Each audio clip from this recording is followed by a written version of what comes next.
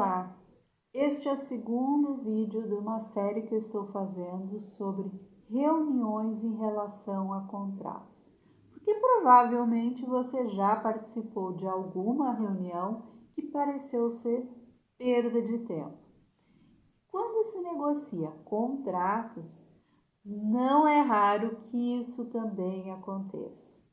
Então, para evitar que situações como essa ocorram, eu estou fazendo uma série de vídeos mais curtos para falar do assunto. Se você tem alguma situação, alguma peculiaridade em relação a isso, comenta aqui que eu posso incluir nos próximos vídeos da série e com certeza a sua experiência pode ajudar as outras pessoas. No vídeo anterior, eu comentei que era importante você verificar primeiro qual o seu poder de alçada, se você tinha condições de decidir sobre o contrato antes de marcar a reunião ou convocar outras pessoas para definir o que vai ser discutido e também descobrir em relação às outras partes, às outras pessoas que estarão na reunião para negociar o contrato, se elas fizeram esse dever de casa. Agora, eu estou pressupondo que eu estou falando com quem vai fazer a gestão do contrato.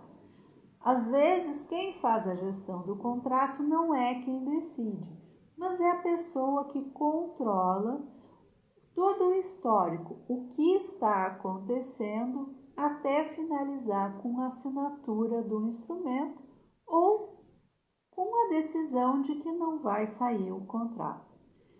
Então, pensando nessa gestão, o ideal é que exista já um procedimento de contratação que possa te calçar para dizer o passo a passo que você precisa seguir. Mas se isso não acontecer, faça por ordem cronológica mesmo, todos os contatos que você fez no decorrer da negociação, tanto com as pessoas da outra parte, as outras pessoas com quem você está negociando o contrato, como internamente, aqueles atores, aqueles colegas de trabalho que podem também ter algum tipo de reflexo da negociação nas atividades do dia a dia. E eu havia comentado que, na dúvida, para você consultar o jurídico. Só que assim que eu acabei de gravar o vídeo, eu me lembrei de um outro detalhe. Às vezes, dependendo da forma como os prestadores de serviço são contratados, essa consulta para o jurídico, ela tem custo, assim como sua consulta para alguém de marketing, a sua consulta para quem vai te atender em relação a dados pessoais. Então é importante você saber também, antes de pegar o telefone e ligar, o quanto você tem liberdade para entrar em contato com esses prestadores. E aí essa liberdade não é apenas porque os prestadores disseram pode me ligar, mas é saber se ao entrar em contato, se não começa a ligar o cronômetro para depois você receber uma nota de honorários, porque isso pode acontecer. Mas vamos considerar que você tem bonitinho todo o histórico de um contrato e resolveu que tem que marcar a reunião porque esse contrato não sai de jeito nenhum. Este é o mundo ideal, identificar quem precisa comparecer numa reunião, quem tem alçada, quais as cláusulas vão ser discutidas, se elas se referem ao que essas pessoas têm condição de decidir e também que isso seja feito com o menor custo possível. Mas no mundo real, geralmente antes do contrato ser assinado, já tem prestação de serviço feita, já tem produto que foi entregue. Quando uma coisa acontece diferente do que alguém imaginava, é que vão procurar o contrato e descobrem que está perdido com alguém que está analisando. Isso é mais comum do que se deveria ser.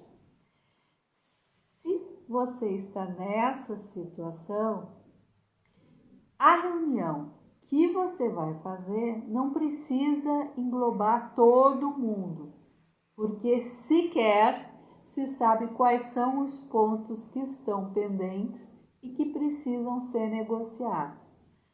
Se você não tem dados pessoais envolvidos, você não precisa convocar a pessoa que vai responder e dar orientação em relação a dados pessoais.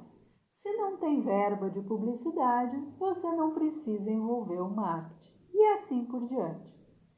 Então, nesse caso, você vai para a reunião sabendo que é uma reunião apenas para pressionar a outra parte a se posicionar. Então, se você conseguir sentar frente a frente com a outra parte e descobrir por qual motivo o contrato não voltou assinado, por exemplo, mesmo que seja uma reunião longa, uma reunião de relacionamento, o objetivo da reunião foi cumprido. Você consegue fazer um histórico ou pelo menos deixar os dois na mesma página, porque às vezes o funcionário que estava falando com você do outro lado saiu da empresa e alguém esqueceu lá e não tinha motivo nenhum para não ter assinado. Ou a minuta foi perdida. Nesse caso, só com uma reunião que serve como uma pressão para obrigar o outro a se posicionar, é que realmente você consegue saber o que está acontecendo. E uma vez descoberto exatamente o que está acontecendo, o objetivo da reunião foi cumprido. E esse é um fator importante, porque se você vai para uma reunião com uma pessoa que você mal fala ou que faz tempo que você não fala, pensando que você vai sair com um contrato assinado, depois da reunião você vai ficar naquela sensação de que não serviu para nada e você perdeu o seu tempo. Porém, se você for com o objetivo de entender o que está acontecendo e ao final da reunião você entendeu o que está acontecendo, apesar de você não ter o objetivo final, que é o contrato assinado, a reunião foi frutífera. Então essa é uma segunda dica para você, quando for marcar uma reunião, pelo menos em relação aos seus pares, é importante que você saiba qual o objetivo da reunião. Porque aí você vai e você vê, conseguir fazer aquele meu mínimo, que aí você tem o mínimo e tem o que seria o ótimo. O mínimo é saber o que aconteceu com o contrato. O ótimo é sair com o contrato assinado embaixo do braço. E pode acontecer, e aqui vem uma terceira dica, pode acontecer de descobrir que a minuta do contrato foi perdida e ninguém sabe se ela chegou a ser assinada por uma das partes ou se ficou no meio do caminho. Quando uma minuta já está negociada e ela foi perdida, não imprima simplesmente mais uma vez, porque isso pode gerar uma confusão muito grande lá na frente. O que é importante fazer? Coloque escrito que aquela é uma segunda via. Porque imagina só, você emitiu um contrato, está dizendo que aquele contrato foi impresso em duas vias. Essas duas vias se perderam. Aí, passa um tempo, o que vai fazer? Vai imprimir de novo? Ok. Só que se você imprimir dizendo que aquele contrato está sendo impresso em duas vias, tem duas perdidas por aí, que você pode ter que encontrar, pode acontecer de encontrar a qualquer momento.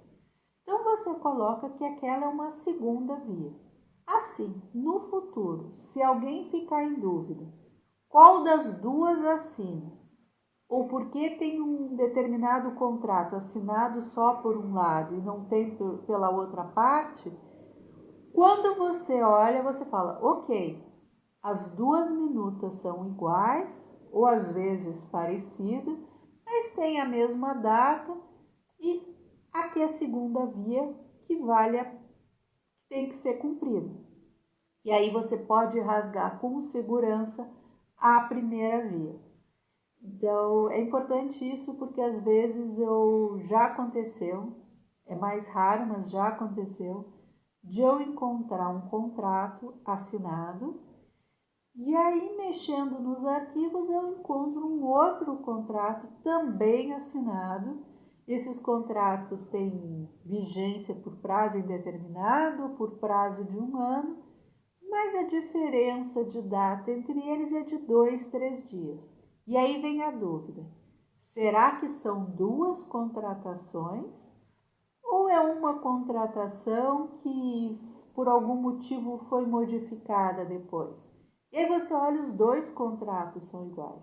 Olha o tempo que se perde para tentar descobrir o que poderia ter ocorrido, enquanto que se vem escrito segunda via, e aí segunda via em todas as páginas, tá? Não basta só lá no título. Bota no nota de rodapé, segunda via do contrato, e aí o número que você usa, qual o controle. É bom ter um número de controle para não perder quantos documentos foram assinados pela empresa ou com aquela empresa.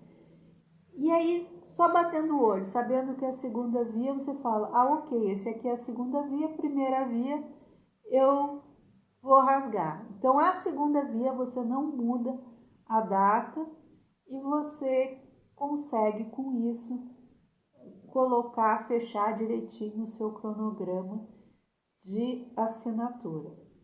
Então, essa seria a terceira dica em relação a reuniões com contratos, apesar de não ser uma questão específica sobre reunião, já pode acontecer de você estar lá e falar, ah, então imprime de novo, vou assinar aqui, sou eu que decido, tá tudo certo, foi algum equívoco, deixa que eu assino de novo.